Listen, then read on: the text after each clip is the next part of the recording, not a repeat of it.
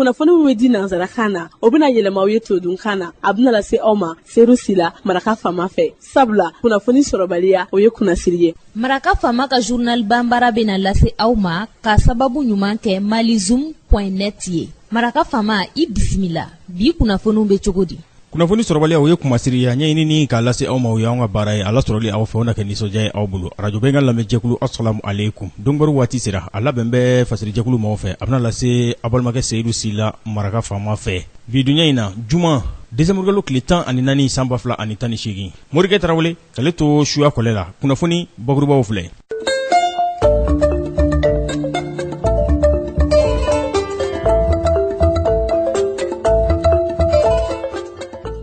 Dɔgɔkun kɛrɛnkɛrɛnnen yuruguyurugu kɛlɛli kama o hukumu kɔnɔna na cakɛyɔrɔ min bɛ USAID o ka bolofara kɔnɔna na n'u ko ma Mali Justice Project bakuruba fɔla MJP a ye wulikajɔ kɛ ka baarabolo kɛ baarabolo minnu bɛ yuruguyurugu kɛlɛli kofɔ décembre tile 9 de k'a kuncɛ tile 13 a kuncɛra ni farikolo ɲɛnajɛ tolanci ye mun kɛra MJP ani AJCAD cɛdenw ni lafiyabugu fununŋɛninw ni ɲɔgɔn cɛ bi donbaro kɔnɔna na aw bɛna a kunkun n'a ɲɛɲɛ lamɛn.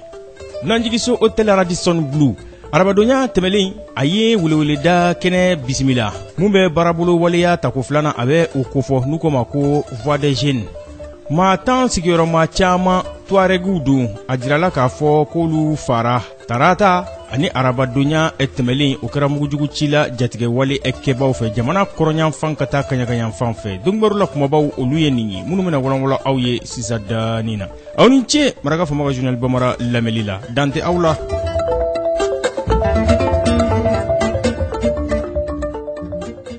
An bɔra ko de fɔ sisan dani na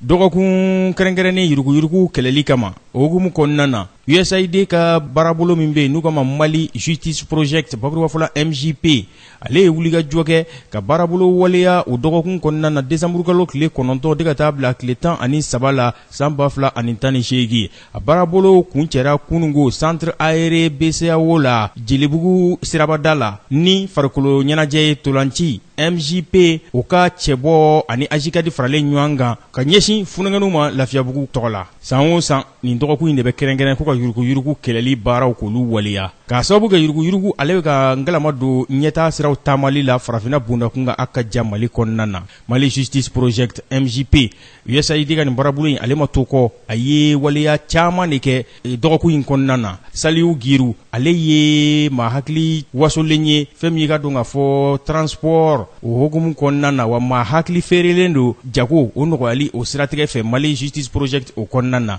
baarabolo minnu kɛra a bɛna ɲɛfɔli k'an ye o la. Kumakan mun jɔna b'a la an bɛɛ ka fara ɲɔgɔn kan ka yuruguyurugu kɛlɛ maakɔrɔ denmisɛnnin muso ani cɛ an bɛɛ ka fara ɲɔgɔn kan ka yuruguyurugu kɛlɛ n'an ma se k'a kɛlɛ jamana gɛlɛya de bɛ caya jamana kɔnɔ an ye waleya mun kɛ nin y'a laban ye balontan kɛnɛ in kan yan san'o cɛ an ye ɲɔgɔn ye damadɔ kɛ i n'a fɔ mun kɛra Memorial Modibo Keita la ani justice mɔgɔw ye ɲɔgɔn sɔrɔ ani société civile ani jɛkulu fɛn fɛn sigira k'u ka yuruguyurugu kɛlɛ o ni jama ye ɲɔgɔn kuma ɲɔgɔn ya k'a dɔn a kɛlɛ in a bolo dalen bɛ cogo di est-ce que ɲɛta bɛ ka sɔrɔ a la mun de bɛ se ka kɛ pour que kɛlɛ in an ka a kɛlɛ an k'a gagner an y'o o kumaw kɛ ani ministre de la réforme de l'administration et la transparence de la vie publique an n'o fana masala ala sɔgɔmada in na o kɛra patronat la n'o ye magobatigiw ka jɛkulu ye o y'a yira la ko yuruguyurugu a kan ka kɛlɛ pour que Mali ka bɔ nɔgɔ la opérateur économique ka bɔ nɔgɔ la wa maliyɛnw ka Mali ka taaɲɛ nafa sɔrɔ.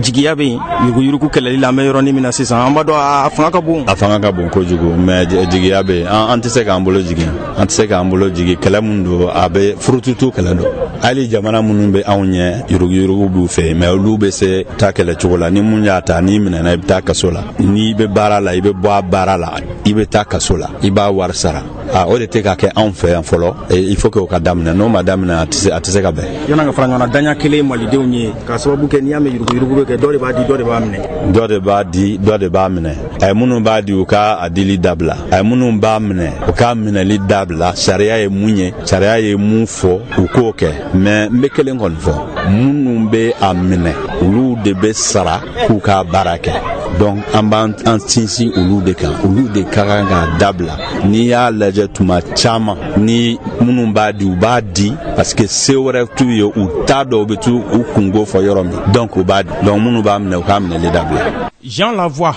directeur Mali Justice Project USAID, ale ko barabolo inte dɔwɛrɛ olu bɛ dɛmɛ ɲɔgɔnya ta ka ɲɛsin jamana foroba cɛw ma kɛrɛnkɛrɛnnenya la minnu ɲɛsin bɛ sariya ko o lahalaya ma i n'a fɔ ministère de la justice yaasa fɛn min ye yuruguyurugu ye ni a bɛ ka tiɲɛni don jamanaw kɔnɔ da bɛ se ka sigi a la cogo min na a y'a jira k'a fɔ n'i ye yuruguyurugu ta k'a lajɛ a fitinin n'a belebele a bɛɛ lajɛlen de ye yuruguyurugu ye tɔgɔ kelen de bɛ fɔ a bɛɛ lajɛlen ma o kosɔn yuruguyurugu ye maa fila de ye mun b'a di ani mun b'a minɛ k'an ka waleyaw kɛ mun b'a to an bɛ kisi a dili a n'a minɛli ma o de bɛ jamana ka ɲɛtaa ko fɔ nin dɔgɔkun in yuruguyurugu kɛlɛli hukumu kɔnɔna na n'a ɲɛnamayara Mali Justice Project maaw fɛ MJP ani baaraɲɔgɔnya u ni association pour une jeunesse citoyenne active pour le développement AJICAD a kun cɛra ni ntolanci de ye kunungo BCEAO centre aéré o kɔnɔna na Jelibugu sirabada in na a kɛnɛ kan Ami Yɛrɛwolo ale taara maaw fari foni silamɛru olu ye maaw hakili la waso n'u k'olu ma ko silamɛr jeunesse art ani master Sumi ale fana y'i bila filani de bɛ la ale yɛrɛ ma i tɔto fɛn min i ka dɔn k'a fɔ yuruguyurugu waleyaw lagosili la.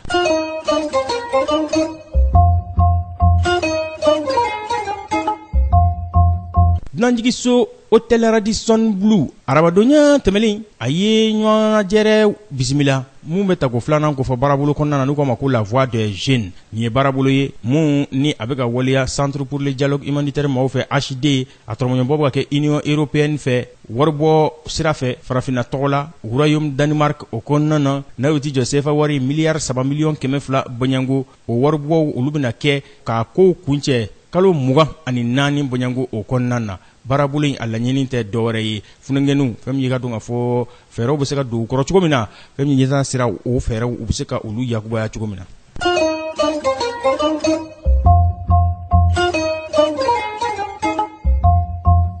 Jamanaden kana bilalen maa tan sigiyɔrɔma caman n'u k'olu ma ko civiliw tuarɛgiw don a jirala k'a fɔ olu fara u fara tarata ani arabadonya tɛmɛlen a kɛra mugujugutila jatigɛwale kɛbaaw fɛ jamana kɔrɔnyanfan ka taa kaɲakanyanfan fɛ Niger ale dancɛ hakɛ la nin kɛra kariɲɔgɔnna de ye u ni mugujugutila jatigɛwale kɛbaaw olu ni ɲɔgɔn cɛ minnu n'olu kalela k'a fɔ olu na tugu État islamique EI mɔgɔw kɔ olu ni marifatigikulu filaw de kɛra ɲɔgɔn na minnu n'olu kalikan ye k'u bɛ dɛmɛɲɔgɔnya ta ka ɲɛsin Mali wolomasiri taabaw ani Faransi wolomasiri taabaw ma o de kɛra sababu ye dɔw ko maa 42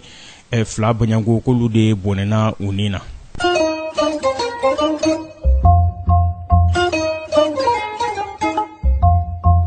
Fan wɛrɛ kunnafoniw na an b'a yirala k'a fɔ Egypte jamana ale ye a dangɛnɛmaya kunungo k'a fɔ ko ale na kɛ cɛbɔ ye ɲinini na CAN 2019 o labɛnnen ko la a minɛlen kɔ Cameroun jamana la novembre kalo tile 30 tɛmɛlen Maroc ale sina k'i cɛ ka bɔ a ko kɔrɔ k'a fɔ ale tɛn'i sen don a ɲinini na arabadonya tɛmɛlen nin bɛ dan sigi bi laseliw la min labɛnna fasiri jɛkulu maaw fɛ k'a lase a balimakɛ Seydou Sila maraka fama fɛ Morikɛ Tarawele k'ale to suya kɔlɛ la ni Ala m'an ka jɔnya jɔna an na ɲɔgɔn sɔrɔ yan dinɛndon waati kelen arajo kelen ka kunnafoni kuraw k'olu lase aw ma bi ye juma ye dɔgɔkun kunfori don ɲɛnajɛ ka kan nka janto yɛrɛ la o fana kɔrɔ ko ka ɲinɛ an k'an janto an yɛrɛ la n'a b'a fɛ ka segin maraka fama ka journal bamara lamɛn malizoom.net a bɛ taa olu sanfɛ www.malizoom.net n'aw taara a bɛ maraka fama ka journal bamara a ka kunnafoni jatara a ka laselibaw a b'a bɛɛ lajɛlen ye mun tora ne o ye k'aw fo k'aw wale ɲuman dɔn k'a fɔ aw ye dɔgɔkun kunforiko ɲuman Ala subahana wa taala ko diinɛ ni aw ma a k'an bɛn dɛnɛndon ni Ala subahana wa taala ya jabar n'a sɔnna ma dɛ. Maraka fama ka bi journal bambara lasera aw ma k'a sababu ɲuman kɛ malizoom.net ye.